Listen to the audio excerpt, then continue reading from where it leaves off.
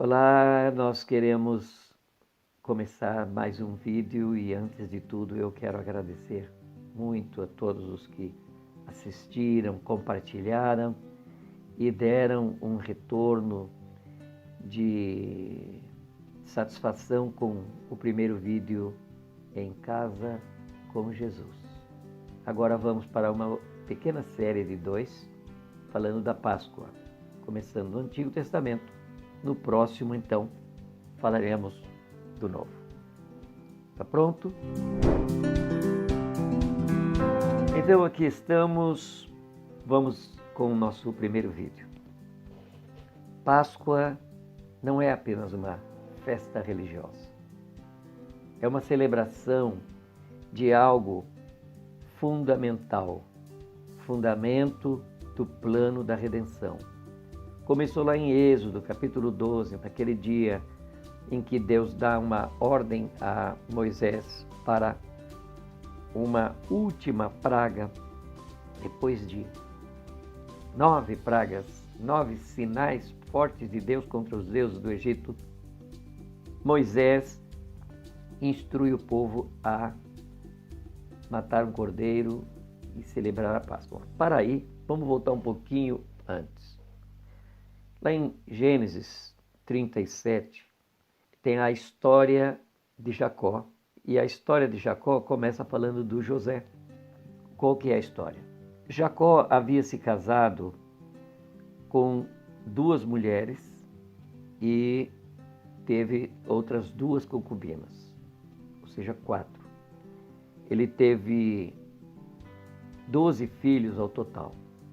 Na primeira parte que temos que entender, quando Jacó pediu Raquel em casamento, o sogro pediu para ele trabalhar 7 anos para pagar por ela. Ele trabalhou 7 anos, pagou por ela, casou-se com ela e no dia seguinte, quando ele acordou, ele tinha dormido com a Lia, a irmã dela. Ele amava Raquel, ele elegeu Raquel, ele escolheu Raquel. O que aconteceu? Qual é o enigma? É que o Jacó falou, não, nós, tradição, a gente não dá a mais nova, tem que dar a mais velha primeiro. Então você deixa passar a lua de mel dela e depois eu te dou a outra e você trabalha mais 7 anos. É importante entender isso daí porque a mulher que ele amou era Raquel. Com quem ele casou definitivamente, com quem ele casou. Bom, ele viveu com todas as outras. As outras geraram filhos. Quando ele já tinha 10 filhos, a Raquel finalmente ficou grávida e teve um filho chamado José. Quando esse José tinha 17 anos, os irmãos tinham raiva dele, porque ele era o cara. O Jacó tratou-o como primogênito, ainda que o primogênito fosse o Rúben. E ele um dia vai ao campo para visitar os irmãos, longe de casa, longe do pai, e lá os irmãos, quando o viram se aproximar, combinaram entre eles, chegou a hora da gente dar o fim nele. O Rúben, que era o mais velho, cuidador deles, falou, não, nós não vamos matar o nosso irmão, para que a gente vai fazer isso? De repente veio uma caravana de ismaelitas. Ismaelitas eram parentes deles. Ismaelitas estavam indo para o Egito, eles venderam José, os ismaelitas compraram, levaram para o Egito, venderam ao Egito e José passou a ser propriedade do Egito. Quem vendeu José foram seus irmãos. E a Bíblia está dizendo, no Gênesis 37, que ele foi vendido pela sua carne. Seus irmãos, sua carne. Guarda isso. Lá no Egito, José teve uma trajetória bastante interessante. Ele começou na casa do Potifar, foi parar no cárcere. Na prisão, lá um dia, ele interpreta o sonho de um prisioneiro do rei, que depois intercede por ele e ele desvenda o enigma de um sonho do faraó. Aquele sonho, aquela história que você já conhece das 7 vacas magras que comiam as 7 vacas gordas, das 7 espigas robustas que comiam as mirradas que comiam as robustas. E o resultado foi que o faraó ficou tão impressionado, entendeu que era o significado do sonho, que 7 anos de abundância seriam consumidos pelos próximos 7 anos de escassez. Ele tira o José do cárcere e o coloca como primeiro-ministro do Egito, como governador do Egito, sentado à sua direita. O segundo homem do Egito era José. No entanto, José continuou escravo. Ele não era mais prisioneiro, porque ele já foi absorvido, já foi absolvido, foi perdoado. Ele era escravo. O escravo que governava. Naquele processo todo, ele começou a vender comida para o mundo à sua volta. Ele recebeu até o nome de Zafenate Paneia, que no egípcio quer dizer Salvador do mundo. E um belo dia, seus irmãos, que estavam com escassez, com fome, foram até o Egito para buscar comida. Encontraram com José. Não o reconheceram, ele era um verdadeiro egípcio. Mas, enfim, ele se deu a conhecer. É um drama que é interessante você continuar lendo a Bíblia e você vai se dar conta como é tremendo isso. O resultado foi que o pai, o Jacó, o pai de José, que tinha sofrido tanto pela perda do irmão, agora teve um alento, seu filho estava vivo. Então, Jacó e toda a sua caravana veio para o Egito. Eles vieram e entraram no Egito, debaixo da tutela do José. Você vai dizer, Pedrinho, o primogênito era Rúben. Mas no caso aí, o José tinha esse papel de cobri-los, de recebê-los. Como eles entraram debaixo da tutela do José, e cujo status era escravo, todos eles se tornaram escravos do Egito. Você entendeu? É simples, é lógico isso daí. Então, eles passaram a servir o Egito, tiveram alguns privilégios. No início, aqueles privilégios se acabaram. 400 anos depois, Deus levanta Moisés, que é outra história linda, mas Deus manda Moisés lá. Diga a Faraó que eu ouvi o clamor do meu povo, que eu tenho visto a aflição e eu tenho sentido a dor deles. Então, vá lá, tira eles. Os 400 anos que Deus tinha falado para Abraão, que ele manteria o povo fora da terra de Canaã, era um tempo de misericórdia sobre o povo de Canaã.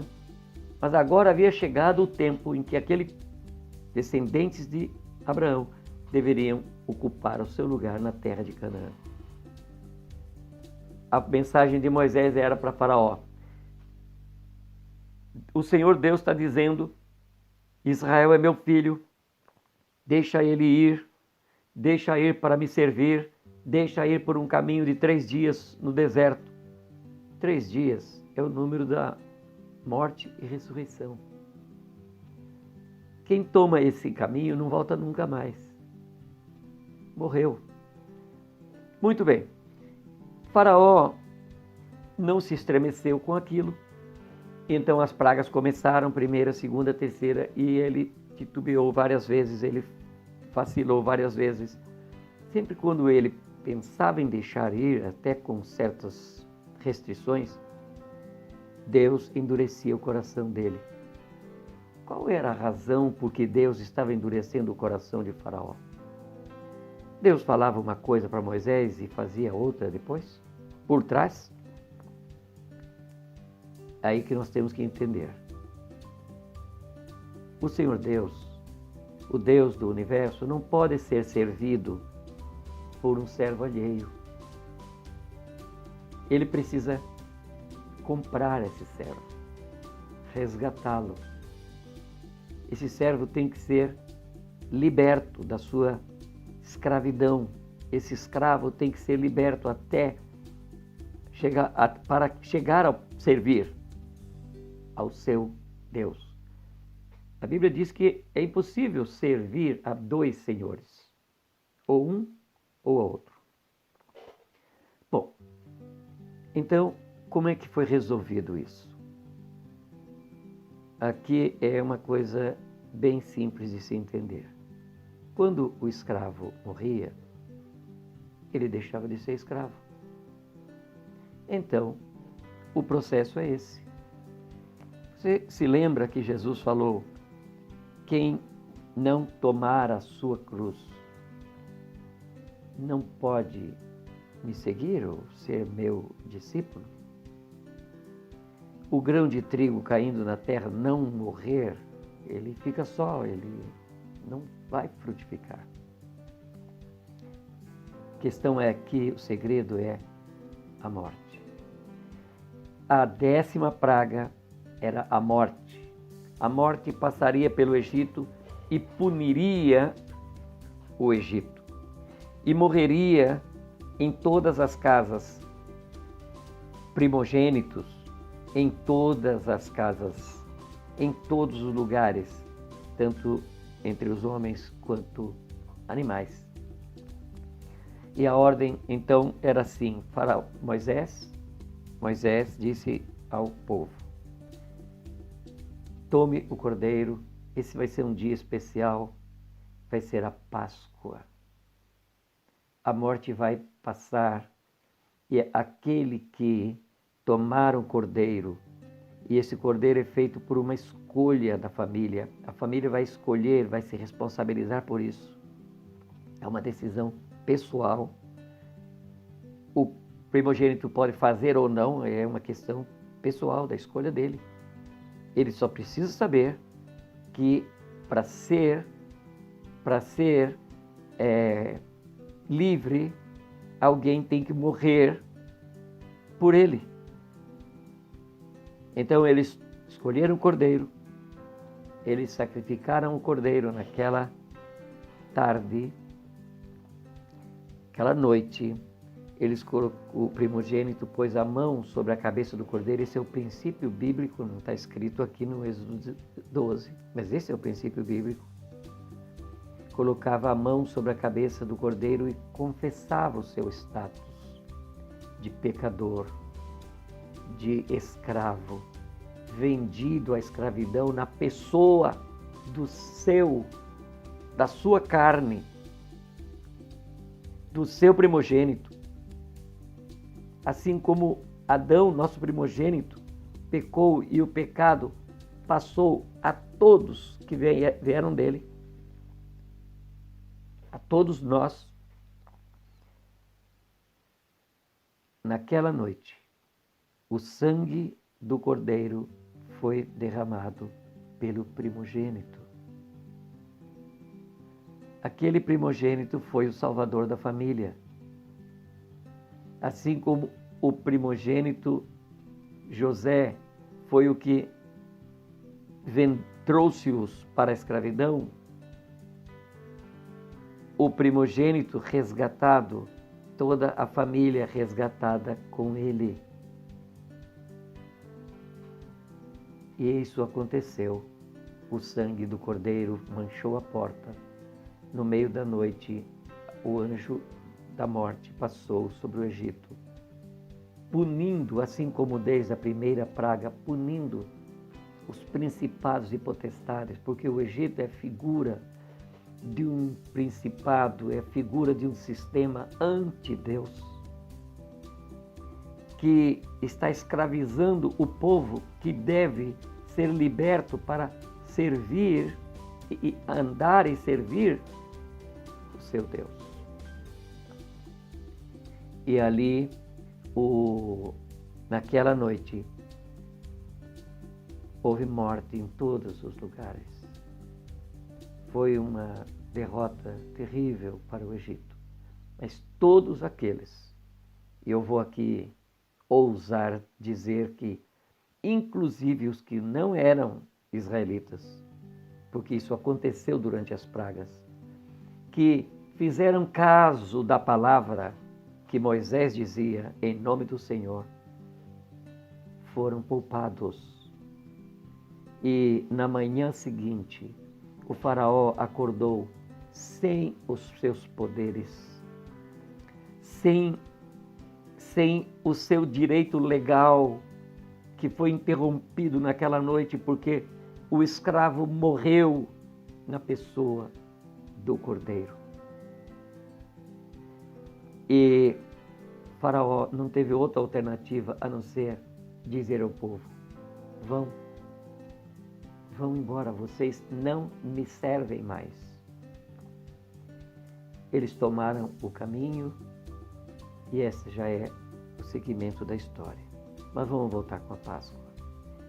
Esse dia ficou estabelecido como a Páscoa e eles celebrariam todos os anos, em memória, para se relembrar, para que as futuras gerações também, simbolicamente, derramassem o sangue, simbolicamente se declarassem comprados e resgatados pelo sangue do Cordeiro que morreu naquela noite lá no Egito. Eu quero fazer mais uma lembrança aqui, salientar aqui um ponto. Moisés não sacrificou um cordeiro em algum ponto. A ordem era para as famílias, cada família, cada primogênito, que era pessoal, que era familiar, que era de responsabilidade da escolha de cada um. E essa Páscoa, então, atravessou os séculos, chegou a Jesus e é a Páscoa. Até interessante que no ano de 2020 nós estamos com a Páscoa coincidindo o calendário judaico com o calendário cristão. Então é uma Senhora Páscoa, a grande Páscoa. Vamos continuar no próximo vídeo então. Deus abençoe.